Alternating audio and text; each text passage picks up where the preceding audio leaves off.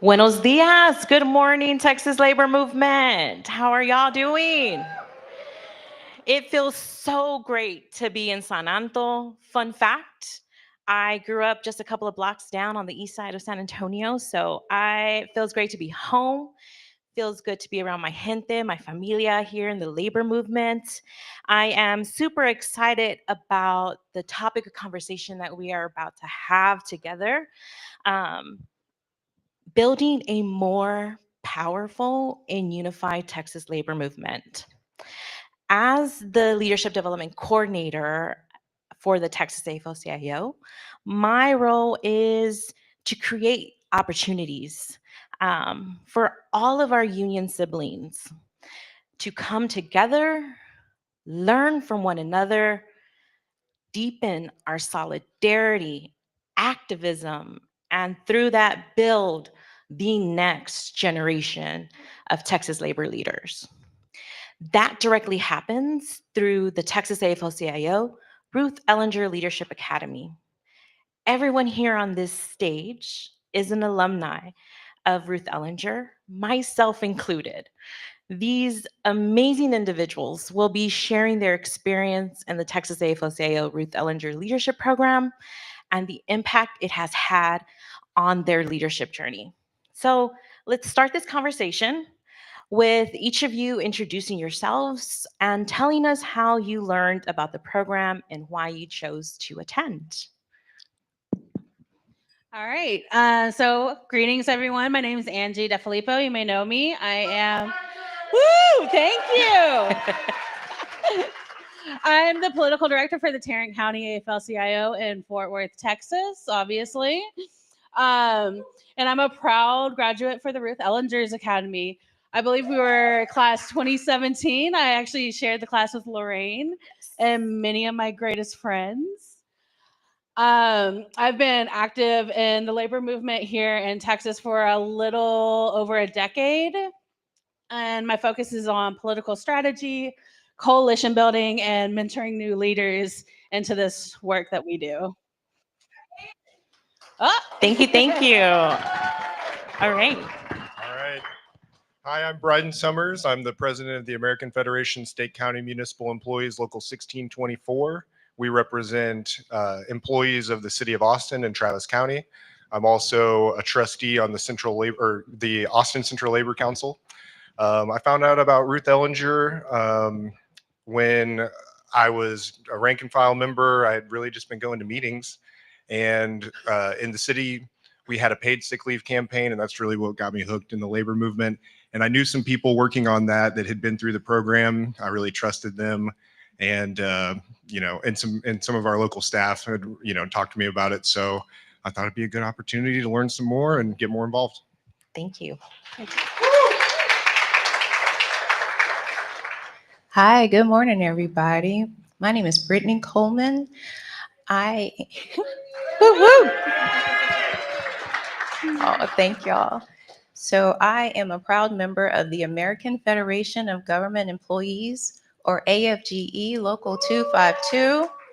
I proudly represent, as Chief Steward, the bargaining unit employees at the U.S. Department of Education, which are nationwide, but a lot of us are in Texas, particularly in Dallas.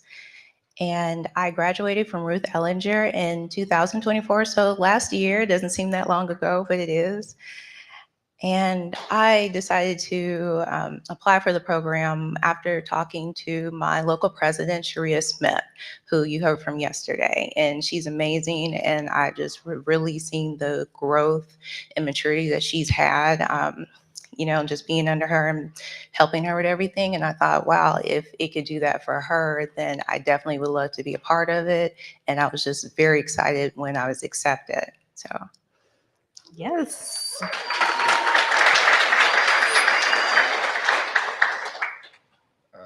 Good morning, brothers and sisters. My name is Calvin Mackie. I'm from the International Longshoremen's Association, Local 24 in Houston.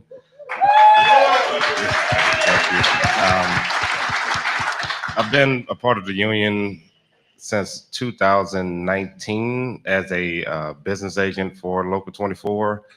I found out about Ruth Ellinger in our executive board meeting, my Vice President Victor Bass at the time told us that we need to get more involved with the AFL-CIOs, so I was game.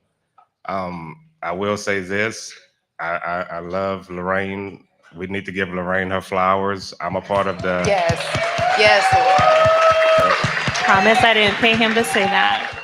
I'm a part of Brittany's class 2004. I see Pauline. I can see a few of you. This light is very bright, but Katie's in the back, so that's what I have.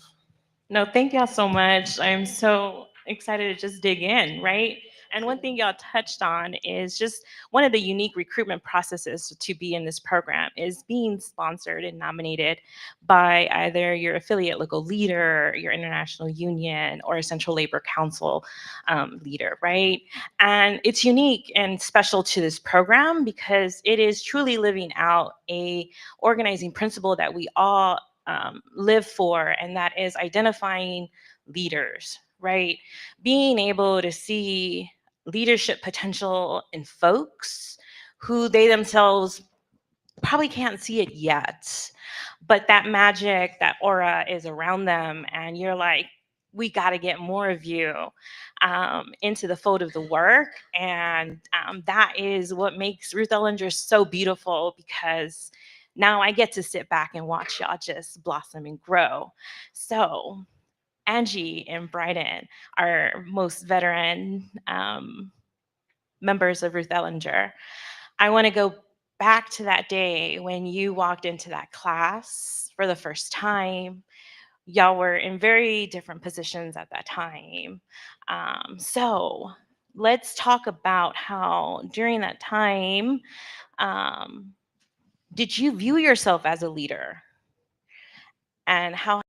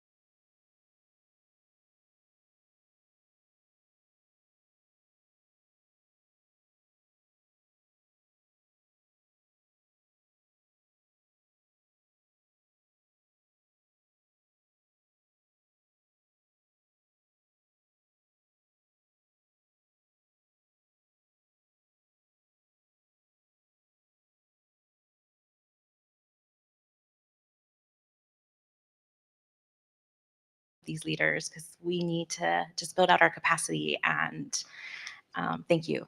Brydan, all right, you ready? Did you go back to that spot when you walked into that classroom? Yeah. So I was, just pestering my president and business manager at the time, like, hey, I want to be a little more involved. And they were trying to figure out what to do with me.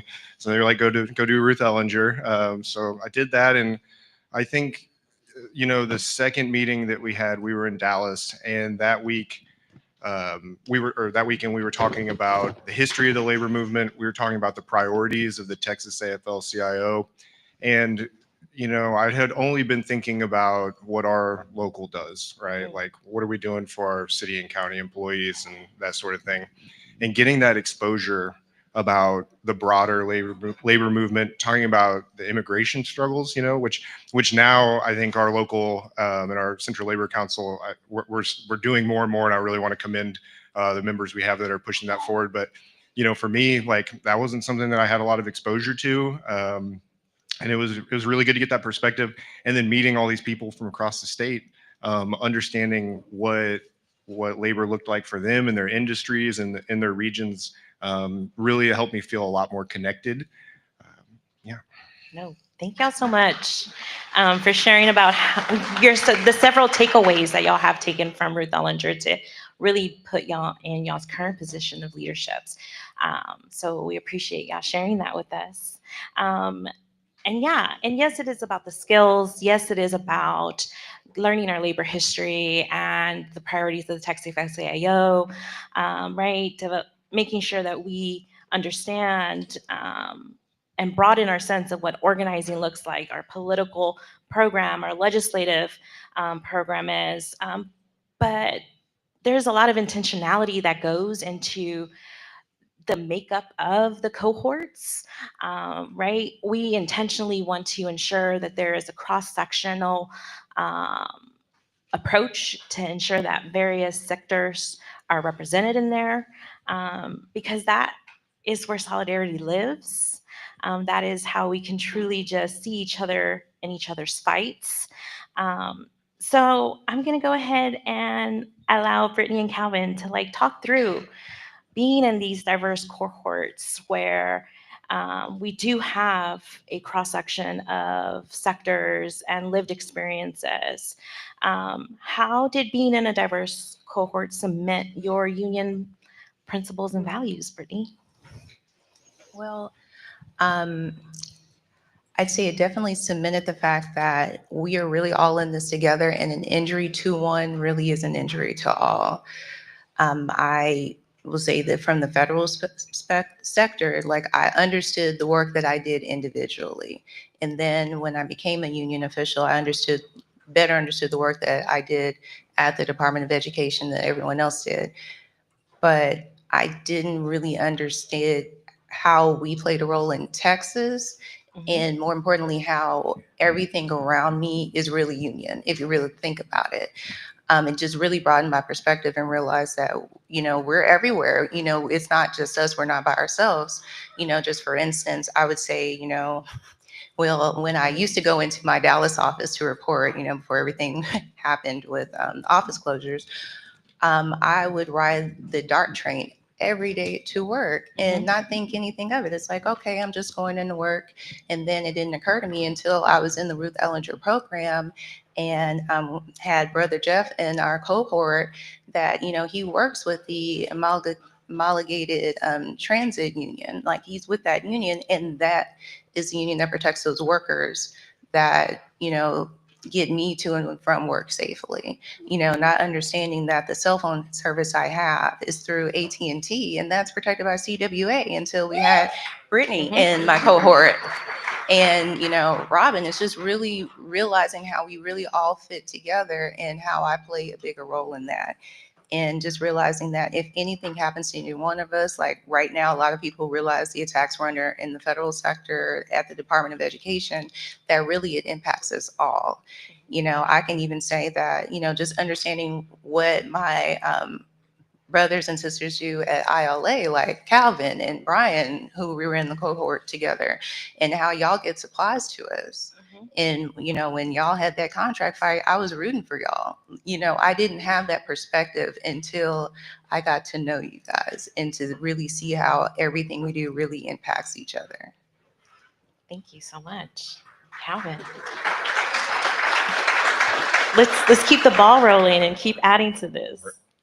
Brittany almost had me shed a tear on this stage. It's okay. Because it meant a lot to have the various unions come to my home local in Houston. The ILA for a period of time was separated from the AFL-CIO. So when Ruth Ellinger came about, Rick, Leonard, Lorraine, of course, welcomed me and Brian Drumgo with open arms. I remember Ruth Ellinger, like it was yesterday. We still have our text message group together. Josh, he posts a lot of good news on there. But I remember Pauline, I could see her somewhere right here. She's this little woman, and her voice is so powerful. She's so strong.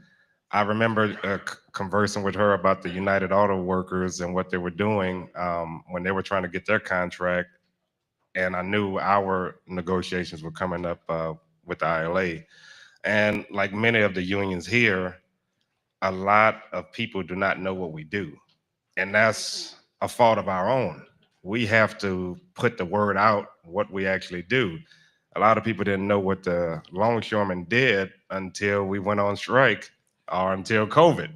You know, and the news misrepresented us, saying that we were these greedy guys on the docks trying to get a 62% increase. Well, I love my 62% increase, and I'm pretty sure the rest of you in here would enjoy it too. But it wasn't about wages. It was about fighting for the right to actually exist in a space.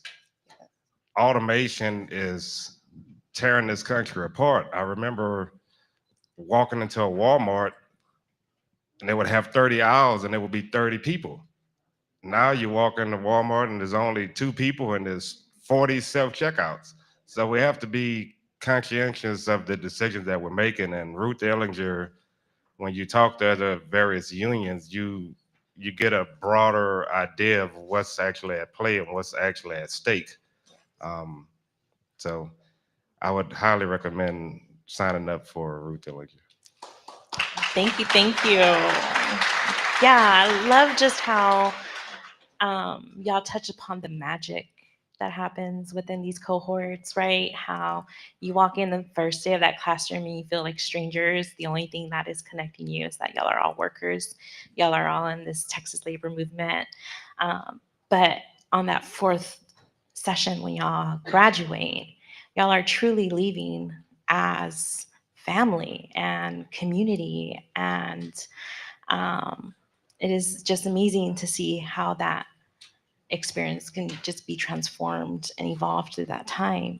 So, to the folks on the panel, how are y'all still staying in touch, right? How are y'all still communicating with folks from your cohorts? And this is open up to all 4 of y'all, and we can popcorn and talk through how are y'all staying in community and keeping that alive. Well, I'll start off first. Me and Brittany, we're sitting here together, so that's amazing in itself. We still have our, again, like I said earlier, we still have our WhatsApp group. I run into my class, 2024 class. If you're in here, say hello. But we're constantly connected. Katie in the back, I love her to pieces. Her and Miles down there in Corpus Christi. What Pauline does, what Josh does, Brittany. I think we have 2 Brittany's. Brittany, yeah. And I think the other Brittany is here too. So we're constantly connected, and we celebrate each other's successes. And whenever one places a call to action, we all show up. So I enjoy that about our class. Absolutely. Yes. And I'll just add on what Calvin said. Like, I mean, the honor is all mine to be here with you. I mean, you know, he touched about it. It's like when Calvin and Brian welcomed us into their union hall, that was like inviting us into your home. And we saw how hard you guys really work. So, I mean, that meant a lot. And it's just been great to stay in contact with y'all, like through the WhatsApp chat. And also, too, just seeing people through, you know, for me in the Dallas area. Like, I've run into Travis and Brittany at events.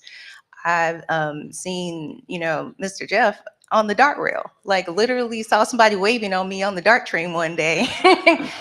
And I was trying to figure out, you know, why is someone waving at me? Like, what is happening? And then when he walked through to get to the other side and I realized it was him, it just made my day just to see him. And I'm glad that I saw him yesterday too. And I hope he's still out here.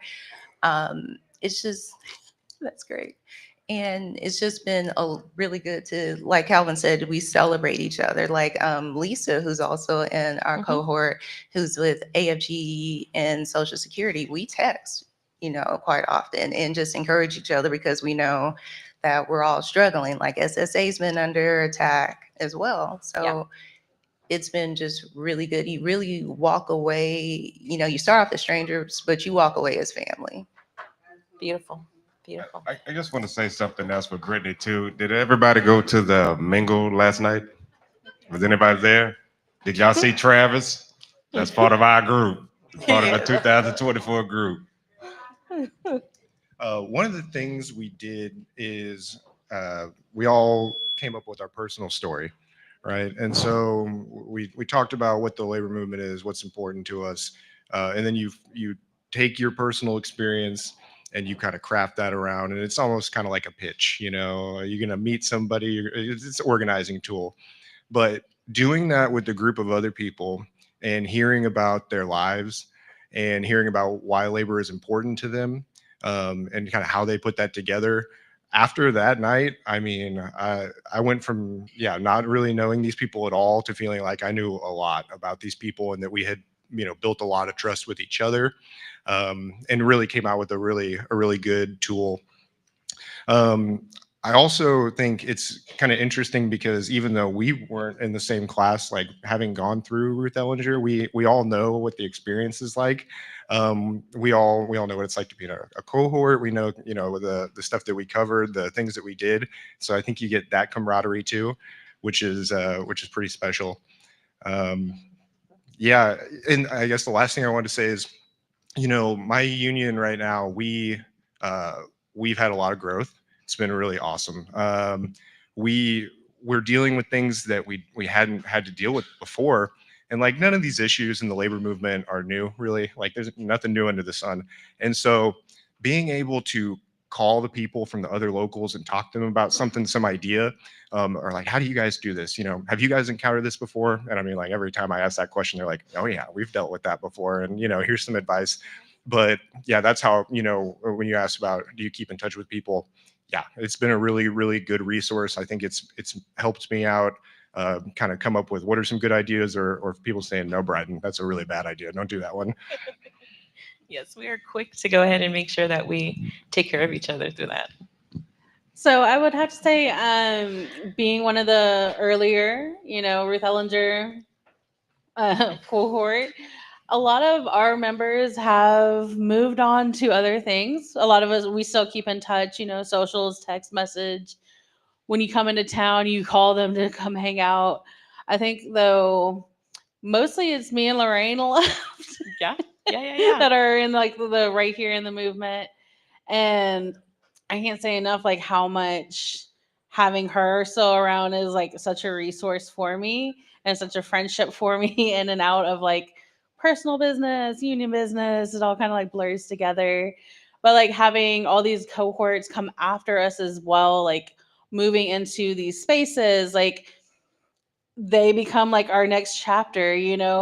We have Soft Shoe Sammy's little brother who's in here, with the elevators, and it's just weird because like we're seeing like the next step, the next person, and like these changes, people running for elections, people moving up in their internationals, becoming all these great leaders, and it's just been amazing. And I personally can't wait to see how much further it goes, like who the next cohort's going to be and what they're going to do and how we're going to work together. You're absolutely correct, Angie. Like we are homies. It does get blurred between work and personal, but and you're correct too, right? Like we get a sense of joy in being personal cheerleaders for the next cohort because we know that growth is going to happen and that they're going to evolve in their leadership journey. So thank you for sharing that with us. Any others want to add in any additional thoughts before we move on to the next question? We're good. Okay. So just so folks know, our conference, I believe, has close to 400 individuals here at this convention. And there are 45 Ruth Ellinger alumni amongst us. So that is really exciting. Yes. We are truly growing the next generation. And it was super exciting to see many of them catch up yesterday at the Mix and Mingle. And we need to start thinking about this next cohort, right? What is the 8th, 9th, 10th class? Who is going to be in those cohorts?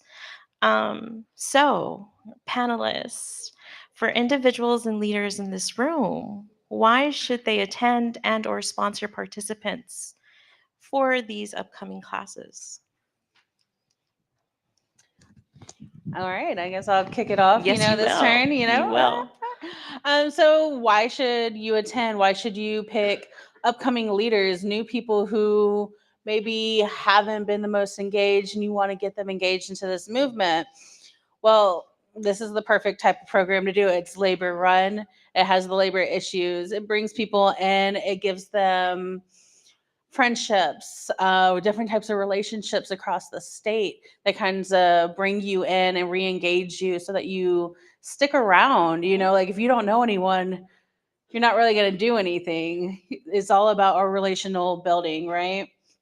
And it's about the values that we develop in these spaces that build out their leadership skills, and it moves towards the long-term movement building that we are needing, especially here in Texas, because as I keep saying, as goes Texas, as goes the country. And finally, like, you're not just investing in a person, you are investing in the future of the movement. And that's how we end up building a more unified, a more powerful Texas labor movement altogether. So pick the person you're not sure about, the little quiet one. Pick someone who's interested in wanting to be engaged, and get them into Ruth Ellinger. Let's do it. That's what's up. Love it. If you're in this room, you are committed to the labor movement. I mean, you took your True. time to be here. This is something you care about. If it's something you care about, why not be better at it? I guess is the way that I think about it. I think everybody has certain skills already, things that they are already really good at, or some knowledge that they already have, but you can get it more well-rounded, right? It's going to give you skills that you didn't know about. You're going to get some practice in that stuff, and it's much easier to hit the ground and be effective when you've had a little bit of practice. I also think for me, and I think this is probably true having talked with you guys, even just last couple of days, the commitment level, like, so you're going to commit to do this program, you're going to go through it with a year, you're going to commit to show up, see these other people, do the work, and you're going to, and again, that's kind of practice, right? Because there's a lot of work to do in the labor movement. Some of these jobs are pretty hard. They take up a lot of time. You're going to give a lot of yourself to it. And so kind of getting that commitment practice, I thought was really important. And the people that come out of this, they're going to be committed. They're going to be committed for life. They're going to be at these conventions for the rest of their life. They're going to be in the retarees chapter at some point. And so I think if that sounds appealing to you, and that's the kind of person that you want to be, this program is going to help you out. Beautiful. Thank you. Yes, let's clap it up.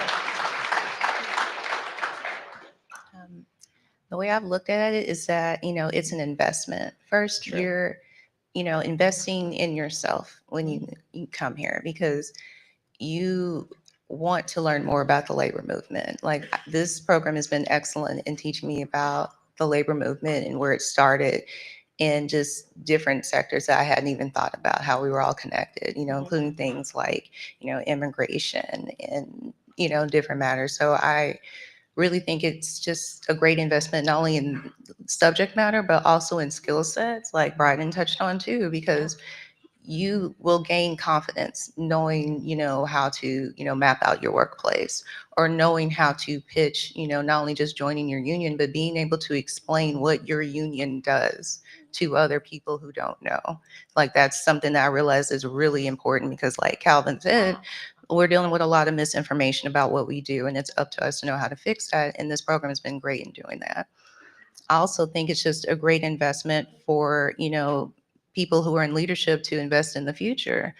Like Angi said, I mean, this is the program that you want to put them in so they can develop those skills in a safe space. That's something that Lorraine did an excellent job in providing with us. So you felt like you can grow, that you can be vulnerable, that you could have a different viewpoint and work it through and see how you can get to solidarity on an issue. So it's a great investment, and it's something that it's important for us to build up our next leaders for the movement. And then, just talking to Rick yesterday, he brought up something else that I hadn't even thought about, is that, while you're investing in your future and in yourself individually, what you're doing is you're investing in the movement as a whole, because we all benefit from each other. Like, it touched me yesterday when he said that just working with all of us is a blessing to him, and that, Absolutely. just every day working with people that are so passionate about the labor movement and making change.